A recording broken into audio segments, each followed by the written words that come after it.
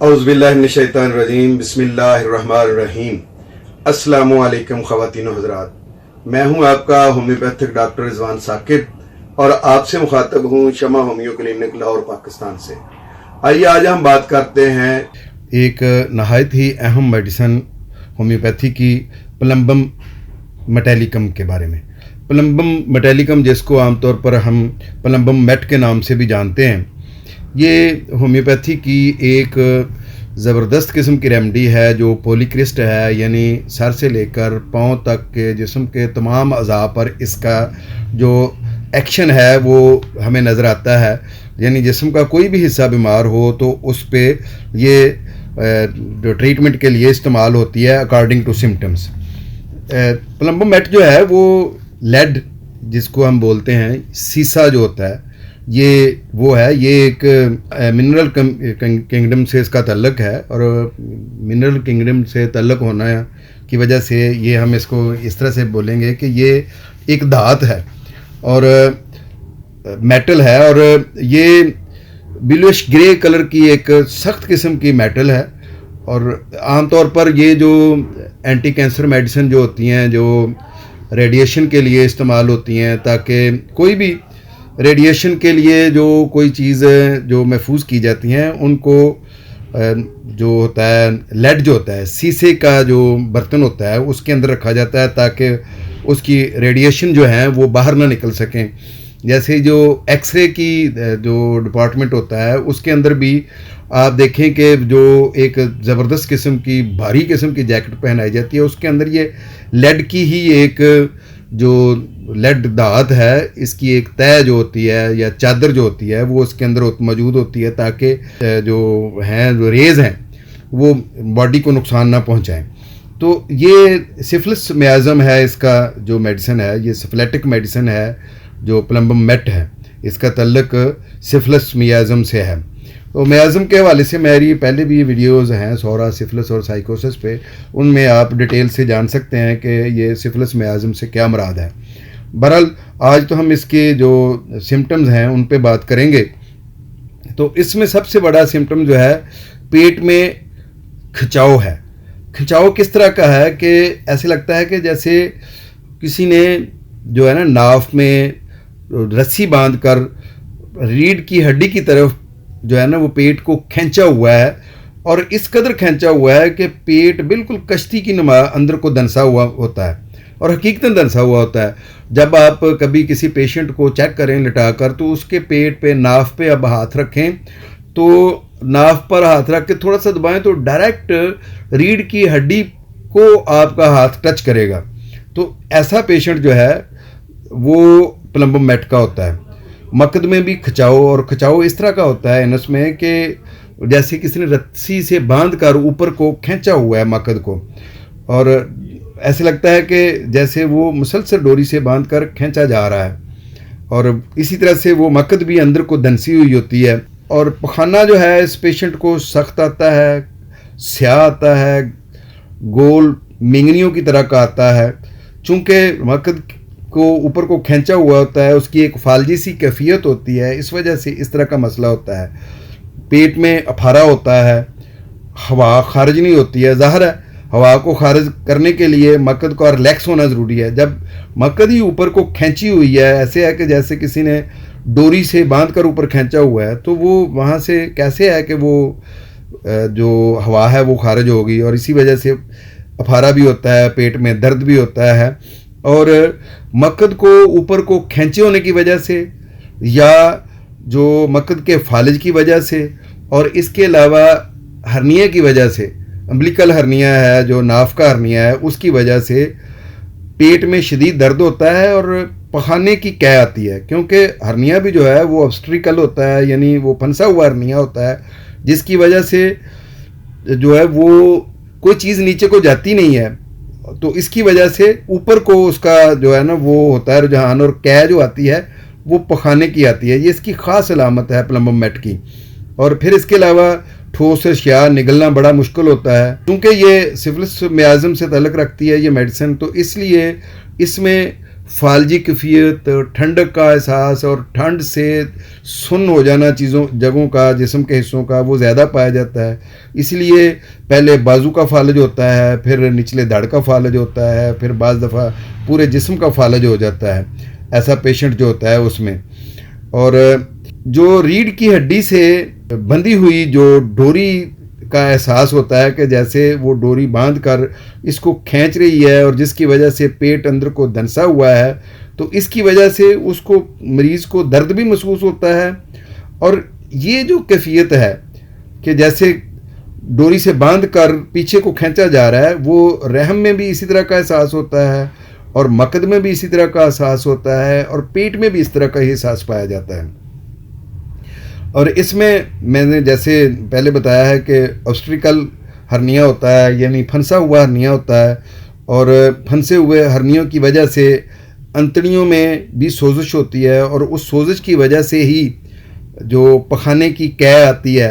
Plumbum met का जो patient है, जैसे मैंने आपको बताया कि ये जो प्लम्बम मेट है ये ब्लूइश ग्रे धात होती है, तो बिल्कुल इसी तरह से नीले रंग की लाइन जो है वो आपको नज़र आएगी पेशेंट के मसूड़ों के किनारों पर। अब मसूड़ों के जो किनारे हैं वो वैसे तो पिंक होते हैं या जो है ना वो आप रेडिश होते हैं, लेकिन आपको वहाँ पे नीली लकीर नज़र आए अगर, तो आप समझ लें कि ये प्लम्बम मेट का पेशेंट है। ये एक ख़ास अलामत है। वैसे तो प्लम्बम मेट के मसूड़े सूजे हुए होते हैं और उसमें जो है वो स्वेलिंग होती है, लेकिन ये एक नीली लकीर जो है ये एक ख़ास अलामत है। इसके अलावा पेशेंट जो है वो फालज का जो है उसमें टेंडेंसी होती है, रुझान होता है, और अज़ा का फालज, ख़ास तौर पर जो खुले अज़ा हैं जैसे हाथ का फालज, पाँव का फालज, जिल्द सूखना शुरू हो जाती है और बेहिस होना शुरू हो जाती है। और लेकिन इसके बावजूद जिन अज़ा में हिस्स मौजूद है उनको छूना बर्दाश्त नहीं करता पेशेंट। इसके अलावा चूँकि ये शीशे से जो है वो मेडिसिन बनती है, इसलिए शीशा के जहरीले असरात को ये पोटेंसी में, बड़ी पोटेंसी में उनके असरात को ये ख़त्म करती है। शीशे के बाद असरात क्या होते हैं, उसमें पेट का ख़राब होना, फालज का होना, बेहिस्सी का होना, और फिर आँखों का में धुंध का छा जाना, और इस तरह के कई और जो शीशे के बाद असरात हैं, जहरीले असरात हैं, उनको ख़त्म करने के लिए ये मेडिसिन बहुत अच्छी है। मैंने पहले भी कहा है कि ये पॉलीक्रिस्ट मेडिसिन है, यानी जिस्म के तमाम अज़ा पर काम करती है। तो अगर हम देखें तो आँखों पर अगर इसके असरात देखें तो आँखों के सफ़ेद पर्दे की तकालीफ में ये मेडिसिन बहुत अच्छा काम करती है। या हिस्टेरिया के मरीज़ में अचानक जो बेहोशी हो जाती है, तो बेहोशी के बाद अंधापन जो है वो इसकी ख़ास अलामत है कि बेहोशी के बाद अचानक अंधापन आ जाता है। तो अगर हम ये मेडिसिन बड़ी पोटेंसी में दें तो एक डोज से ही उसकी बिनाई लौट आती है। आंखें जर्द हो जाती हैं, ख़ास तौर पर जब जिगर की अलामत होती हैं तो उसमें आंखें जर्द होती हैं, पीप वाली होती हैं, सोजिश होती है उनमें, और आंखों में धुंध होती है। ख़ास तौर पर रीढ़ की हड्डी के या हराम मगज़ के जो स्पाइनल कार्ड के जो नक्स हैं उनकी वजह से आंखों में सोजिश या धुंध हो, तो उसके लिए प्लम्बम मेट बहुत अच्छी मेडिसिन है। आंखों में के सामने स्याह धब्बे नज़र आएँ तो उस वक्त भी आप प्लम्बम मेट जो मेडिसिन है उसको ज़रूर याद रखें। इसी तरह से प्लम्बम मेट जो है वो जो सुर्ख जसीमे होते हैं, रेड ब्लड सेल जो हैं, वो अगर जिस्म में कम हो जाएं तो उनकी बड़ी अच्छी मेडिसिन है। तो जो सीसा के जो बद असरात हैं या जहरीले असरात हैं, उनमें एक असर ये भी है कि जिस्म में जो रेड ब्लड सेल हैं वो फौरी तौर पर काउंट डाउन होना शुरू हो जाते हैं, कम होना शुरू हो जाते हैं, जिसकी वजह से यरकान हो जाता है जिस्म में, और स्किन जो है वो पीली हो जाती है, पेट ख़राब हो जाता है, पेशेंट अनेमिक हो जाता है, उसमें खून की शदीद कमी हो जाती है और पीला यरकान हो जाता है। अंदरूनी अज़ा में घुटन महसूस होना शुरू हो जाती है और तेज़ी से कमज़ोरी, लागरी बढ़ना शुरू हो जाती है। जो शरियाने हैं उनकी दीवारों में सख्ती की वजह से तशन्नुज शुरू हो जाता है। तो जब इस तरह की अलामत हों तो प्लम्बम मेट बहुत अच्छी मेडिसिन है। जोड़ों का हाद किस्म का दर्द यानी एक्यूट गैंठिया जो है उसमें ये बड़ा अच्छा काम करती है। गुर्दों की एक्यूट सोजिश जो है, हार्ड किस्म की सोजिश जो है, इसमें भी प्लम्बोमेट का बड़ा अच्छा किरदार है। जब ये दी जाए तो वो सोजिश जो है कम हो जाती है, बल्कि ख़त्म हो जाती है। गुर्दों की पुरानी सोजिश में, अंतड़ियों की पुरानी सोजिश में भी ये बड़ा अच्छा काम करती है। अच्छा, इस पेशेंट की जो माइंड सिम्टम्स हैं, ज़हनी अलामात हैं, वो भी बड़ी अजीब व गरीब किस्म की हैं। इसको खौफ होता है कि मुझे मेरा जो कुलीग है वो कत्ल कर देगा, या कोई फ़र्द जो है वो पहले मुझे इस्तेमाल करेगा और उसके बाद मुझे कत्ल कर देगा। अफसरदगी छाई रहती है ऐसा पेशेंट जो होता है, और ये पेशेंट खामोश होता है। इसको माली खौलिया होता है, लेकिन उसमें भी ये सैड होता है, और माली खौलिया में भी किसी एक बात को लेकर अपने जहन में, तो उसके ऊपर ये अफसरदगी, सैडनेस छाई रहती है। इस पेशेंट को बात देर से समझ आती है, और समझ लें कि इसका दिमाग का भी एक किस्म का फालज होता है, जिसकी वजह से इसका हाफजा ख़त्म हो जाता है। गुफ्तगू में ये अल्फाज को छोड़ देता है, और खौफ भी इसके अजीब किस्म के होते हैं। इसको छलावे का खौफ और वहम होता है, दिमागी खलल अक्सर रहता है, और इसी खलल की वजह से और खौफ की वजह से उसकी नींद उचाट हो जाती है, और इंसोमिया का और स्लीपलेसनेस का केस बन जाता है। और खौफ भी इसको इस तरह का होता है कि जैसे मेरे साथ कुछ बहुत बुरा होने वाला है। अतमाद की इसमें कमी होती है। ये बड़ा फ्रेबी किस्म का, जुगलर किस्म का पेशेंट होता है, और फ्रेबी होता है, धोखेबाज होता है, झूठ बोलता है।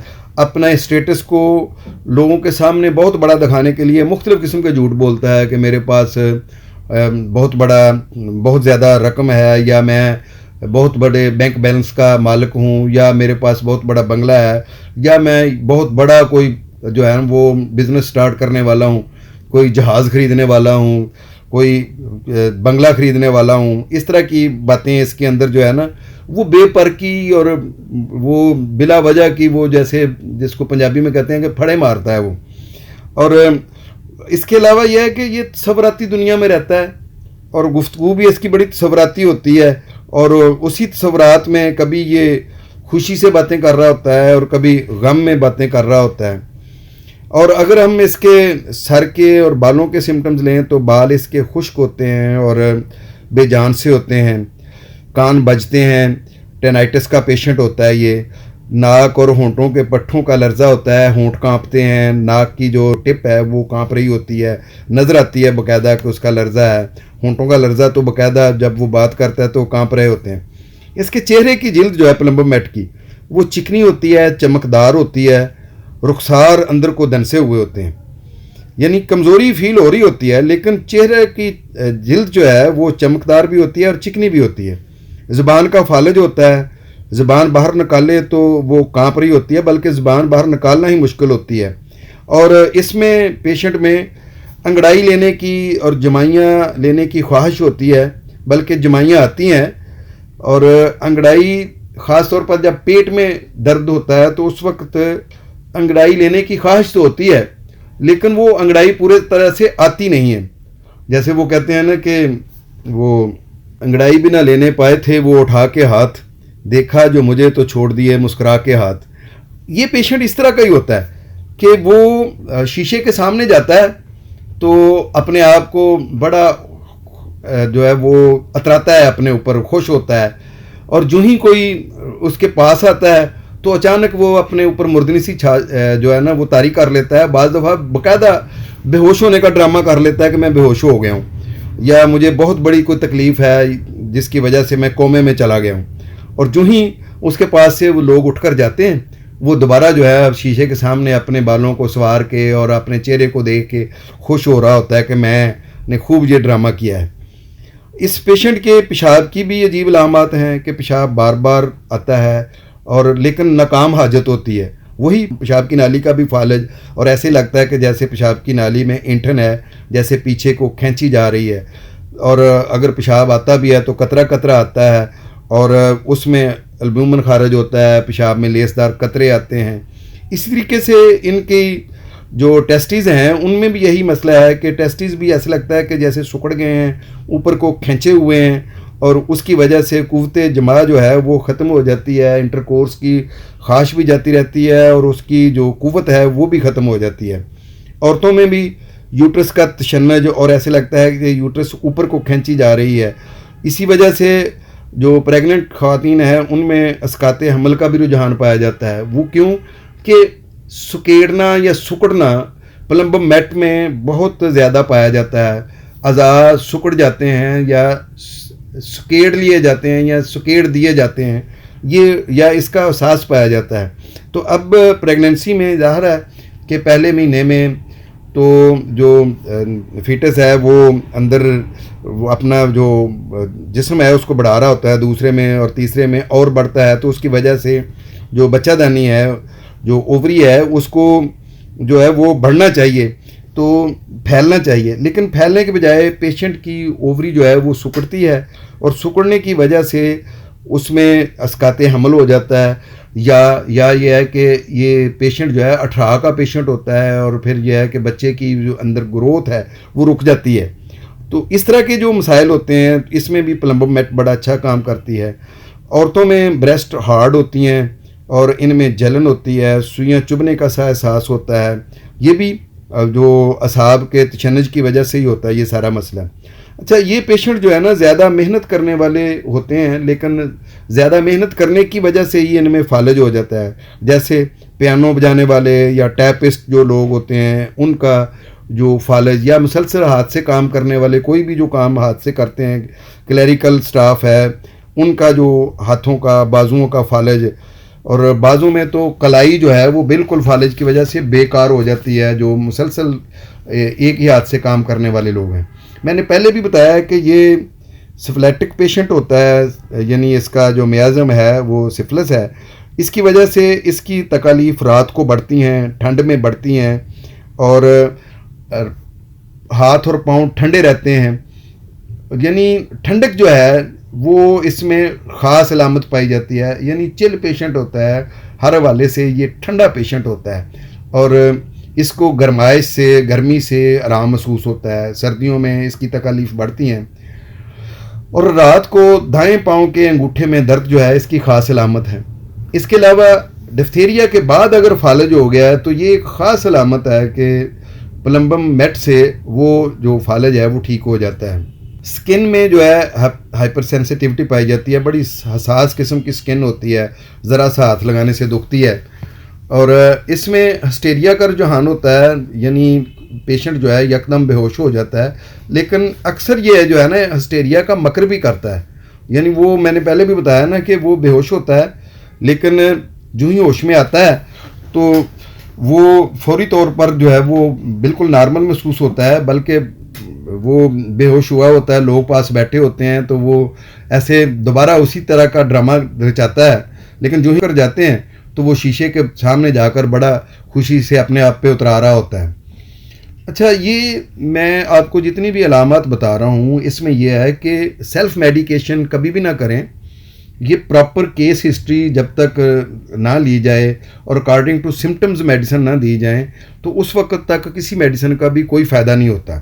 ये जितनी भी मैं आपको अलामत बता रहा हूँ इस पेशेंट की, ये सारी की सारी एक पेशेंट में नहीं भी हो सकती हैं, लेकिन उसका जो कॉन्स्टिट्यूशन है, उसकी फिज़ीक है, वो अगर उससे मैच कर रही है, उसके सिम्टम्स, उसकी सप्रेशंस जो हैं वो अब मैच कर रही हैं, तो फिर जो है वो उस पेशेंट को आप ये मेडिसिन दे सकते हैं। जैसे उसको अगर हम उसकी देखें तो उसके जो गम्स हैं उनके ऊपर अगर बिलिश लाइन है और उसके साथ जो है वो उसको पेशाब की भी तकालीफ हैं कि पेशाब बंद है, पखाना बंद है और मैंगनियों की तरह आ रहा है।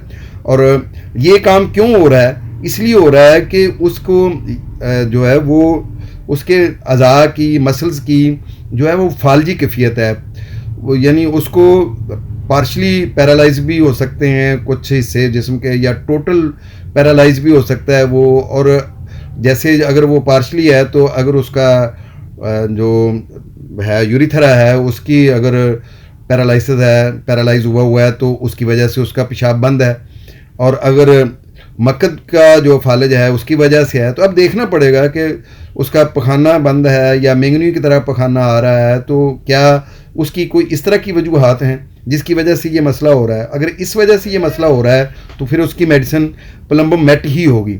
इसी तरह से जो सप्रेशन है कि सप्रेशन में जो आप कहें कि जो मर्ज़ को दबा दिया जाता है, जैसे चेहरे के दाने हैं, दानों का इलाज चेहरों का करने के लिए मुख्तलिफ़ किस्म की क्रीमें लगाई गई, मुख्तलिफ़ किस्म के जो है वो अद्वियात ली गई, ड्रग्स इस्तेमाल की गई, जिनसे चेहरे के दाने तो ख़त्म हो गए, लेकिन उसके बाद उसके हार्ट की प्रॉब्लम शुरू हो गई, या उसके लिवर की प्रॉब्लम शुरू हो गई, या उसके किडनी जो है उनमें स्वेलिंग हो गई, सोजिश हो गई, या किसी किस्म का कोई फालिज हो गया।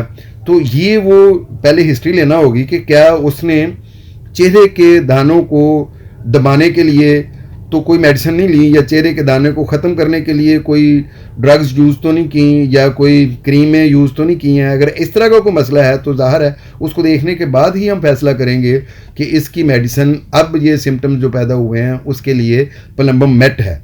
तो ये देखना बहुत ज़रूरी होता है। फिर ये है कि प्लम्बोमेट की तो एक ख़ास ये सिम्टम भी है कि बल्कि तमाम होम्योपैथिक मेडिसिन की ये आप याद रखें बात कि जो भी नॉन इम्पॉर्टेंट ऑर्गन्स हैं ना, उनसे इम्पॉर्टेंट ऑर्गन की तरफ जो करती हैं ट्रैवल, डिजीज़ जो ट्रैवल करती है, जैसे स्किन से, चेहरे के जो दानों से अगर वो लिवर की तरफ जा रही है तो ज़ाहिर है स्किन जो है उसकी जो उसके ऊपर वो एक्नी, पिंपल या स्कार हैं, तो वो कोई इतना ज़्यादा इम्पॉर्टेंट नहीं बात है, वो नॉन इम्पॉर्टेंट सिम्टम है। तो अगर इनको दबाया जाए, इन सिम्टम्स को वहाँ पे उनका ट्रीट करने के बजाय उनको दबा दिया जाए, तो यही जो बीमारी है ये आपके लिवर को डैमेज कर सकती है, किडनी को डैमेज कर सकती है, हार्ट को डैमेज कर सकती है, स्टमक को डैमेज कर सकती है, यानी जो इम्पॉर्टेंट ऑर्गन्स हैं, किडनी को डैमेज कर सकती है, ये उनकी तरफ फिर ये ट्रैवल कर जाती है। और होम्योपैथी मेडिसिन का ये असूल है कि ये मरकज़ से मुहीत की तरफ जो है वो बीमारी को निकालती है, यानी जो इम्पॉर्टेंट ऑर्गन्स हैं उनसे निकाल कर ये बाहर को लेकर आती है जो नॉन इम्पॉर्टेंट ऑर्गन्स हैं उनकी तरफ। इसीलिए बाज़ दफ़ा ये होता है कि किसी मर्ज़ का हम इलाज कर रहे होते हैं तो उसमें कुछ सिम्टम्स जो हैं वो दूसरे मर्ज़ के ज़ाहिर हो जाते हैं। जैसे अगर हमने जो लिवर का इलाज किया तो स्किन की कुछ डिजीज़ जो हैं वो सामने आ गई, तो इससे घबराना नहीं चाहिए। ये ज़ाहिर है वो उसने जो इम्पॉर्टेंट ऑर्गन था उससे मर्ज़ को निकाला है, और जो नॉन इम्पॉर्टेंट ऑर्गन थे उनकी तरफ वो मर्ज़ ने ट्रैवल किया है, यानी मरकज़ से मुहीत की तरफ गया है जो मर्ज़ निकल कर होम्योपैथी की दवाई से। तो ये कोई परेशान कुन बात नहीं है, बल्कि ये जो खुशाइंद बात है। इस तरह से मर्ज़ जो है वो मुहीत से मरकज़ की तरफ जाने की कोशिश करता है, तो हमें ये कोशिश करनी चाहिए कि मुहीत पर ही उसको रोक लिया जाए, यानी उसको जो ज़ाहिरा सिम्टम्स हैं वहाँ पे ही उनको कंट्रोल कर लिया जाए, उसको अंदरूनी ऑर्गन्स तक मुंतकिल होने से बचा लिया जाए उस मर्ज़ से पेशेंट को। तो इसमें भी यही है कि जो हमारी जो है प्लम्बोमेट है उसके अंदर जब सिम्टम्स को हम ज़ाहरी सिम्टम्स को दबा देते हैं तो फिर ये जो हमारे इम्पॉर्टेंट ऑर्गन्स हैं, जो कीमती अज़ा हैं, अज़ाए रईसा हैं, उनकी तरफ मर्ज़ मुंतकिल हो जाता है। तो उस मर्ज़ को निकालने के लिए हम फिर जब पूरी हिस्ट्री ली हो तो फिर हम प्लम्बोमेट का इस्तेमाल करते हैं, और उससे फिर ये मरकज़ से मुहीत की तरफ मर्ज़ आता है और मुहीत से फिर ये बिल्कुल मर्ज़ जो है वो ख़त्म हो जाता है। तो ये वो चीज़ें थीं।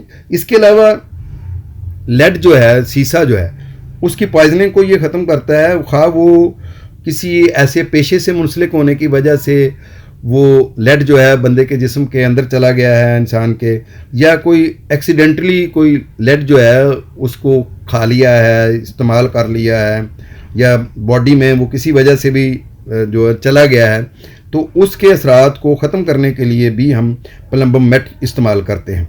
अच्छा, इसके पेशेंट की जो दिमागी अलामात हैं वो बड़ी इम्पॉर्टेंट हैं, इस तरह से कि इसको एहसास होता है कि जैसे मैं कोई गुड़िया हूँ जिससे लोग खेल रहे हैं, यानी मुझे एक जो है ना वो मैं लोगों के हाथों में एक खिलौना बना हुआ हूँ और लोग मुझे इस्तेमाल कर रहे हैं, और उसको एहसास होता है कि मुझे इस्तेमाल करने के बाद इसी तरह से जैसे लोग बच्चे जो हैं खिलौने से खेल कर उसको तोड़ देते हैं कि मुझे भी वो कत्ल कर देंगे। उसे एहसास होता है कि जैसे मैं एक कठपुतली हूँ और मुझे लोग इस्तेमाल कर रहे हैं, खा वो किसी बिजनेस का मालिक ही क्यों नहीं है, लेकिन इसके बावजूद उसको एहसास हो रहा है कि उसके मैनेजर या उसके लोग जो हैं वो उसको इस तरह से इस्तेमाल कर रहे हैं। और यही वो एहसास है जिसकी बुनियाद पर वो झूठ बोलने पर जो है ना वो आमादा हो जाता है। वो फिर अपने आप को, अपनी शख्सियत को छुपाने की कोशिश करता है, और वो अगर उसको अपने जो कोलीग्स हैं या अपने जो वर्कर्स हैं या अपने जो उसके नीचे स्टाफ है, मैनेजर है या कोई और पोस्ट में है जो लोग हैं, तो उनके सामने उसको ये बताना पड़ता है कि भी मैं बहुत बड़ा सरमायादार हूँ, मैं कोई होटल ख़रीदने जा रहा हूँ, मैं कोई बंगला ख़रीदने जा रहा हूँ। और वो अपने मौजूदा जो मुकाम है उसको बरकरार रखने के लिए अपने जहन से मुख्तलिफ़ किस्म के तसव्वुराती बातें करके लोगों को उल्लू बनाकर अपने स्टेटस को बरकरार रखता है, और झूठ बोलकर वो इंजॉय भी करता है कि लोग उसकी बातों में आ गए हैं, और वो जो है वो दोबारा जो है ना वो उसको कठपुतली बनाने के बजाय या गुड़िया समझने के बजाय अब वो उसको एक बहुत बड़ी पर्सनैलिटी समझ रहे हैं और बहुत बड़ा इंसान समझ रहे हैं। लेकिन फिर दूसरे ही दिन या दूसरे ही लम्हे वो दोबारा उसके अंदर यही एहसास जागज़ी हो जाता है, और फिर वो इसके लिए दोबारा फिर अपने स्टेटस को बरकरार रखने के लिए लोगों को बेवकूफ़ बनाने की कोशिश करता है, उनके सामने बड़ी बड़ी जो है ना वो बेपरकी मारता है, और इस तरीके से वो अपना एंजॉय भी करता है, और लोगों को जो उसके अंदर एक एहसास उभरा होता है उससे बचने के लिए वो मुख्तलिफ़ किस्म के जो धोखे देता है और झूठ बोलता है उनके साथ। इस पेशेंट को ख्वाब भी जो है ना वो ऐसे आते हैं जैसे गिरने के ख्वाब हैं, टूटने के ख्वाब हैं, तो ये चीज़ें भी इसमें पाई जाती हैं। और इस पेशेंट को पसीना जो है वो पैरों पे बहुत ज़्यादा आता है, इसको एहसास होता है कि लोग मेरी बात नहीं सुन रहे हैं। ये भी एक ख़ास अलामत है कि लोग मुझे इग्नोर कर रहे हैं या लोग मुझे हकीर समझ रहे हैं, और इस वजह से मुझे जो है वो बहरहाल अपनी बात सुनाना है और मुझे जो है ये बताना है कि मैं हकीर नहीं हूँ बल्कि बहुत बड़ा नवाब हूँ। तो ये जो चीज़ें हैं ये इसमें पाई जाती हैं। ये पेशेंट जो है वो इसकी ज़बान ड्राई होती है, ब्राउन होती है, कोटेड होती है, और ब्रेन की सिम्टम्स मैंने आपको बताई हैं कि बेसिकली इसका ब्रेन जो है वो स्लो होता है, और कह लें कि दिमाग के फालिज की वजह से या दिमाग के पट्ठों की कमज़ोरी की वजह से, दिमाग के असाब की कमज़ोरी की वजह से इसमें दिमाग में सिग्नल जो हैं वो स्लो हो जाते हैं, जिसकी वजह से वो प्रॉपर जवाब नहीं देता और प्रॉपर तौर पर जो है वो कोई प्लानिंग नहीं कर सकता, कोई बड़े काम करने के लिए नहीं, बस इधर आया, मुख्तलिफ़ किस्म की जो है वो बातें की और मुख्तलिफ़ किस्म के लोगों को जो है ना वो सुनाई, जो है बड़ी बड़ी जो बेपरकी मार के, जो फड़े मार के वो सुना दी, लेकिन खुद बजाते खुद उसके अंदर अतमाद की कमी होती है, सेल्फ कॉन्फिडेंस नहीं होता है, कोई हौसला नहीं होता है कोई बड़ा काम करने का। तो ख़वातीन हज़रात, ये थी प्लम्बम मेट या सीसा या लेड जो है उसकी ये अलामात। ये मेडिसन अगर मैं इसके बारे में मज़ीद बयान करूं तो इसकी और भी बहुत सारे सिम्टम्स हैं जो बताए जा सकते हैं, लेकिन मेरे ख़्याल में जो इसके मेजर सिम्टम्स हैं, लीडिंग सिम्टम्स हैं या इम्पॉर्टेंट सिम्टम्स हैं, वो मैंने आपके सामने रख दिए हैं। उम्मीद है कि इससे इसकी एक ड्रग पिक्चर जो है वो आपके जहन में बन गई होगी। बहुत शुक्रिया। अल्लाह हाफ़िज़। अस्सलामु अलैकुम। शमा होम्यो क्लिनिक अब ऑनलाइन चेकअप की सहूलत भी फ्राहम कर रहा है। दुनिया के किसी भी कोने से अब आप घर बैठे किसी भी मर्ज के बारे में ऑडियो और वीडियो कॉल के जरिए मशवरा कर सकते हैं। मजीद मालूमात के लिए राब्ता कीजिए 0303 7578 803 0303 7578 803।